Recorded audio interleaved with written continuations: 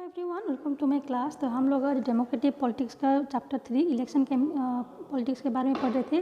तो इससे पहले की क्लास में हम लोग देखे रिजर्व कॉन्स्टिट्यूंसी क्या है, उसके बाद voter list and the nomination of the candidates. तो आज हम लोग देखेंगे कि इलेक्शन कैंपेन जो है वो क्या होता है। तो किसी भी इलेक्शन का जो मेन पर्पज होता है वो ये कि लोगों को एक चांस देना, अपने रिप्रेजेंटेटिव, अपने गवर्नमेंट या फिर वो कौन से पॉलिसी को पसंद करते हैं उसको चूज करने का एक चांस देना ही इलेक्शन का मेन पर्पज होता है।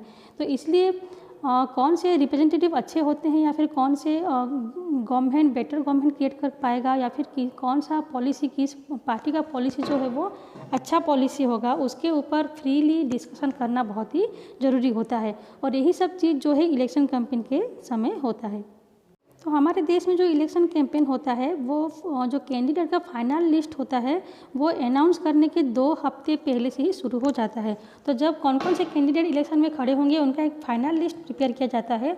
तो वो लिस्ट प्रिपेयर होने के 2 हफ्ते पहले से इलेक्शन कैंपेन स्टार्ट होता है, जो कि पोलिंग डे तक। So during this period, the candidate contacts their voters, political leaders address elections meeting and political parties mobilize their supporters। तो जो इलेक्शन कैंपेन में क्या होता है, जो कैंडिडेट होते हैं वो अपने वोटर्स के साथ कांटेक्ट करते हैं, उनके घर घर जाते हैं, उनके प्रॉब्लम्स को वो समझते हैं, उनके साथ बातचीत करते हैं। देन द पॉलिटिकल लीडर्स जो है वो जगह जगह पे इलेक्शन मीटिंग एड्रेस करते हैं। मीटिंग में उनको लोगों को अपने अपने पॉलिसी के बारे में समझाते हैं। और जो पार्टीज होते हैं वो दे मोबिलाइज देयर सपोर्ट्स, जो लोकल पीपल होते हैं उनके सपोर्ट्स वो मोबिलाइज करने की कोशिश करते हैं, उनको वो पाने की कोशिश करते हैं। तो इलेक्शन कैंपेन का मतलब होता है कि वो अपनी पार्टी को प्रचार करना, कि अपनी पार्टी के लिए वो कौन से नए पॉलिसी लेके आ रहे हैं, लोगों के लिए वो क्या अच्छा काम करने वाले हैं, तो उसको प्रचार करना या फिर जो मीटिंग में लोगों को स्पीच देना, यही सब जो है इलेक्शन कैंपेन में होता है।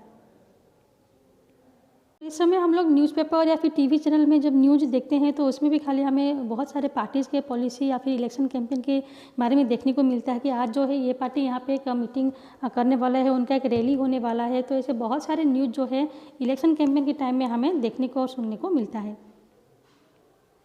लेकिन जो इलेक्शन कैंपेन होता है वो खाली इसी 2 हफ्ते तक सीमित नहीं रहता। तो जो पॉलिटिकल पार्टीज होते हैं वो 1 महीने 2 महीने पहले से ही प्रिपेयर होके रहते हैं, बहुत पहले से वो अपने पार्टीज के लिए प्लान करके रहते हैं कि उनको क्या करना है और क्या नहीं।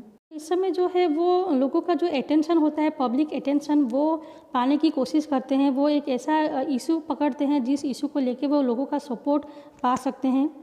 सपोज किसी एक एरिया में जो है रोड वो ख़राब है या फिर किसी एरिया में पीने का पानी नहीं है, तो वो इसी एक मुद्दे को लेके लोगों का जो अटेंशन है वो पाने की कोशिश करते हैं कि उनका अगर पार्टी जीत गया तो वो उनके गांव में जो है रास्ता बनवा देंगे या फिर उनके गांव में पीने का पानी का प्रॉब्लम नहीं होगा, या फिर वहाँ पर अगर हेल्थ प्रॉब्लम है तो हेल्थ को वो लेके फोकस करते हैं कि उनके गाँव में वो हॉस्पिटल्स बनवा देंगे। तो ऐसे बहुत सारे इशू को लेके वो पब्लिक अटेंशन जो है पाने की कोशिश करते हैं।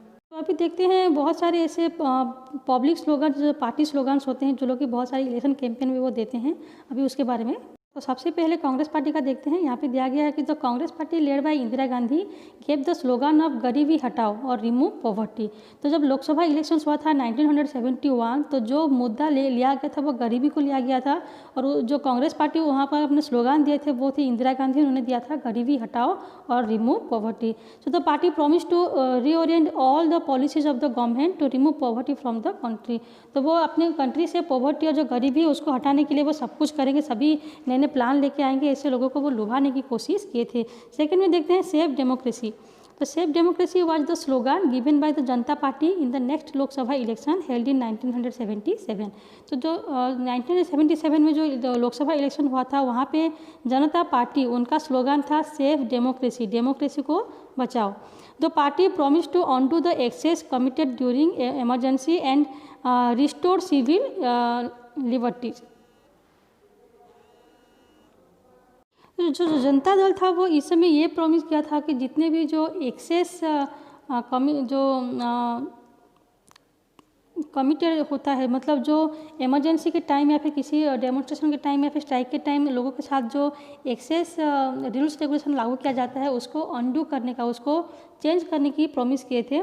वहीं जो तीसरा यहाँ पे स्लोगन है वो है the left front use the slogan of the land to the tiller in the West Bengal assembly election held in 1977। तो जो वेस्ट बंगाल में जो स्टेट इलेक्शन हुआ था, असेंबली इलेक्शन 1977 में, उसमें जो लेफ्ट फ्रंट पार्टी था उन्होंने जो स्लोगन दिया था वो था लैंड टू द टिलर, तो टिलर को लैंड देना।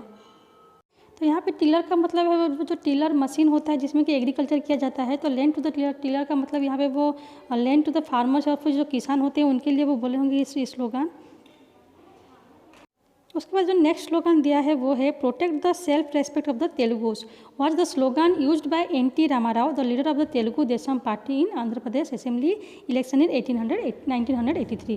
तो 1983 में जो स्टेट असेंबली इलेक्शन हुआ था आंध्र प्रदेश में, वहाँ का जो पॉलिटिकल पार्टी है तेलुगु देशम पार्टी, तो उसके लीडर थे एन.टी. रामाराव। उन्होंने ये स्लोगन दिया था कि protect the self respect of the Telugus. तो ऐसे बहुत सारे स्लोगन्स को पार्टी जो है अपने इलेक्शन कैंपेन के लिए यूज करते हैं ताकि वो लोगों का जो अटेंशन है वो अपने और खींच सके। So in a democracy, it is best to leave political parties and candidates free to conduct their election campaigns the way they want to। तो एक डेमोक्रेटिक कंट्री में ये सबसे अच्छा होता है कि हम लोग किसी भी पॉलिटिकल पार्टी या फिर कैंडिडेट को फ्रीली छोड़ दें कि वो अपने पार्टी के लिए या फिर अपनी पॉलिसी के लिए कोई भी वो स्लोगन यूज कर सकें या फिर वो इलेक्शन कैंपेन करने के लिए कोई भी नया नया प्लान और पॉलिसी लेके आ सकते हैं। तो ये उसके लिए उनको फ्री छोड़ देना चाहिए।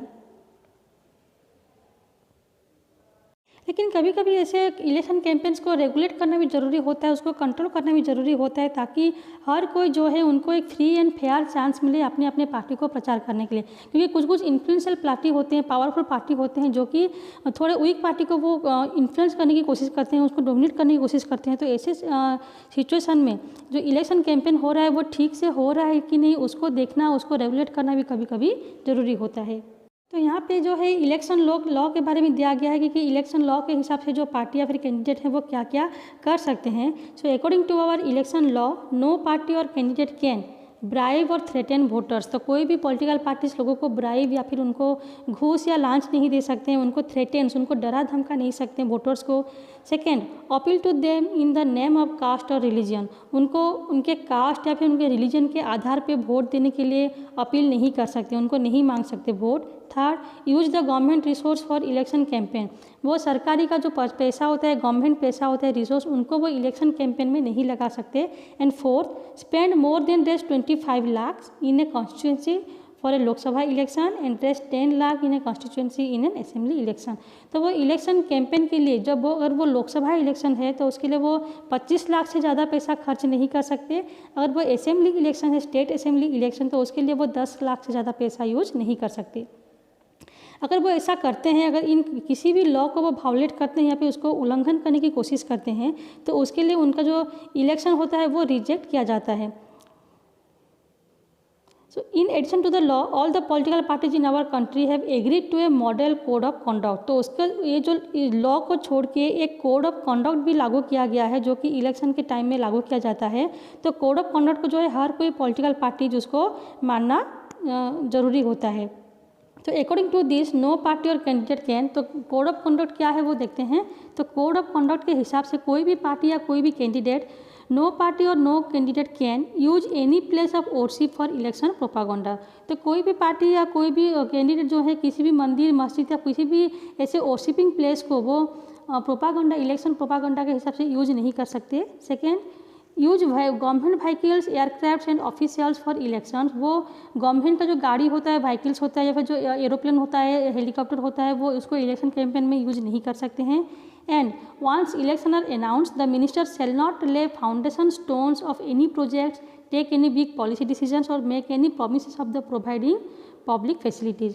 अगर एक बार इलेक्शन अनाउंस हो जाता है, इलेक्शन का डेट अनाउंस होता है या फिर जो कैंडिडेट का लिस्ट अनाउंस हो जाता है, तो कोई भी मिनिस्टर जो है कोई भी गवर्नमेंट काम नहीं कर सकते। सपोज अगर किसी जगह पे एक प्रोजेक्ट बनवाया गया, किसी जगह पे एक ब्रिज बनवाया गया या फिर किसी जगह पे कोई नया प्रोजेक्ट बना जाए, नया बिल्डिंग बन रहा है, नया स्कूल या हॉस्पिटल्स बन रहा है, तो उसके लिए जो बिल्डिंग के जो शिलान्यास करते हैं या फिर जो लैंड का जो फाउंडेशन देते हैं, स्टोन का फाउंडेशन देते हैं, तो ऐसा कोई भी काम वो नहीं कर सकते या फिर कोई किसी बिग डिसीजन वो नहीं ले सकते, कोई नया पॉलिसी वो अनाउंस नहीं कर सकते।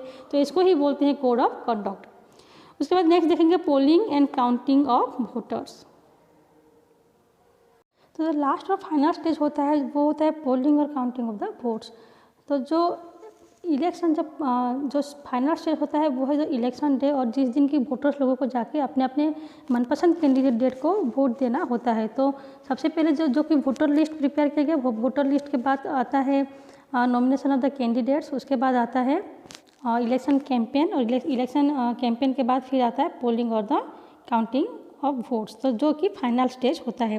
तो यहाँ पे जो है जितने भी वोटर लिस्ट होते हैं वो वोट देने के लिए अपने नियर बाय जो पोलिंग बूथ होता है, जो कि किसी सरकारी स्कूल या फिर किसी गवर्नमेंट ऑफिस में जिसको रखा जाता है, तो वो लोग अपने उस एरिया में जाते हैं। उनके बाद उनको अंदर लिया जाता है और सभी जितने भी कैंडिडेट्स होते हैं, चाहे वो बीजेपी का हो, कांग्रेस का हो या किसी भी पार्टी का हो, तो सभी लोगों का हर एक कैंडिडेट का अपना अपना एजेंट्स होते हैं। तो वो लोग सभी वोटर्स को अंदर लेके आते हैं और वो ये इंश्योर कराते हैं कि जो वोटिंग है वो ठीक से हो रहा है कि नहीं, मतलब जो फ्री और फेयर मैनर में हो रहा है या नहीं, या फिर जो कैंडिडेट्स होते हैं, जो वोटर्स होते हैं, उनको डराया धमका के कोई दूसरा पार्टी वाला जो है उनको वोट नहीं ले रहा है। तो ऐसे बहुत कुछ होता है पोलिंग बूथ में।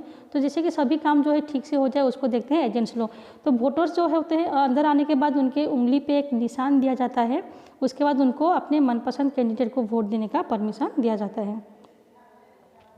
तो पहले जो था वोट देने का सिस्टम था वो बैलेट पेपर में उसको वोट देना होता है। तो बैलेट पेपर एक शीट ऑफ कागज़ होता है जिसमें कि एक कैंडिडेट का नाम और उनके पॉलिटिकल पार्टी का साइन होता है। तो वहाँ पे उनको जो स्टाम्प होता है उसमें उनको स्टाम्पिंग करके उस पेपर को फोल्ड करके एक बॉक्स में डालना होता है।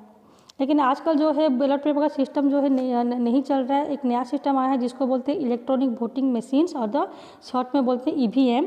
तो it was use to record the votes. तो जो मशीन होता है उसमें सभी कैंडिडेट्स के नाम शो होता है और कैंडिडेट्स के साइड्स में उनके पार्टी का सिम्बल्स रहता है। जो इंडिपेंडेंट पार्टी होते हैं उनका भी नाम होता है उनके पार्टी के सिम्बल के साथ। तो जो वोटर्स होते हैं उसी ईवीएम मशीन में ही जितने सारे लिस्ट होते हैं उनमें से किसको वोट देना है उसके साइड में एक बटन होता है। तो उस बटन को वो प्रेस करके अपनी मनपसंद कैंडिडेट्स को वोट देते हैं। तो जब वोटिंग ख़त्म हो जाता है या फिर जो पोलिंग जो है वो ख़त्म हो जाता है उसके बाद जितने भी ईवीएम मशीन्स होते हैं उसको सील किया जाता है और उसको एक सिक्योर प्लेस में रखा जाता है। उसके 3-4 दिन बाद या कुछ दिन के बाद जितने भी ईवीएम मशीन को सील किया होता है सभी को एक साथ ओपन किया जाता है वोटिंग को काउंट करने के लिए।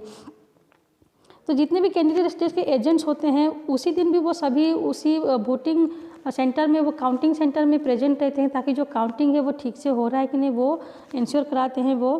तो ये जितने भी जनरल इलेक्शन में जो काउंटिंग होता है वो सभी एरिया में एक साथ ही होता है। अगर पूरे ऑल ओवर इंडिया में इलेक्शन हो रहा है तो पूरे ऑल ओवर इंडिया में एक दिन में एक टाइम में एक साथ सभी ईवीएम मशीन को काउंट किया जाता है।